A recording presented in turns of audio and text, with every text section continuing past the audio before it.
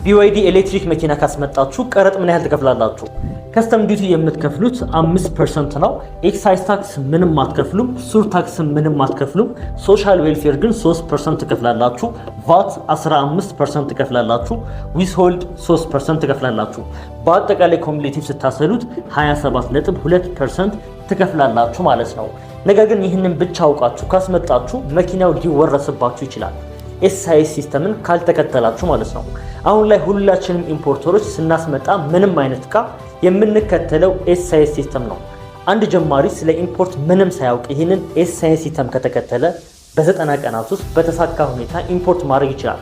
ነገር ግን ኢምፖርትን ከባድ ነገር አድርገው ስለውላችኋል፣ ፉክክርን ለመቀነስ ማለት ነው።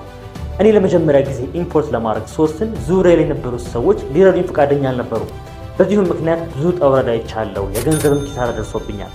እኔ ያለፍኩትን መንገድ እንድታልፉ ስለማልፈልግ ነው ይህንን ኤስአይኤስ ሲስተም የሚያስተምር የኢምፖርት ኮርስ ያዘጋጀሁላችሁ። ዶላር የምታገኙበት መንገድ፣ የምታስመጡበት መንገድ፣ የከስተምስን ፕሮሰስ ጨምሮ ማለት ነው። ይህንን ኮርስ ወስዳችሁ በ90 ቀናት ውስጥ ካላስመጣችሁ እኔ በግሌ እየገዝኳችሁ ኢምፖርት እንድታደርጉ ረዳችኋለሁ። አሪፉ ፓርት ደግሞ ይህንን ኮርስ ለመውሰድ ከቤታችሁ መውጣት አይጠበቅባችሁ።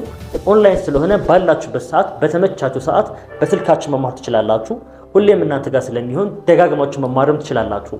በተጨማሪም ደግሞ እንደ ቦነስ ባላችሁበት ዘርፍ የቻይና ሰፕላየር ኮንታክት ሼር እናደርግላችኋለን። ይህ ኢምፖርት የሚጀምሩበት እድል ነው። አሁኑኑ ተመዝግባችሁ ኢምፖርት ለማድረግ ኮመንት ላይ ኮርስ ብላችሁ ጻፉ። ከዛ በኋላ ባዮ ላይ ያለውን ሊንክ ተጭናችሁ ኮርስ ብላችሁ ላኩልን።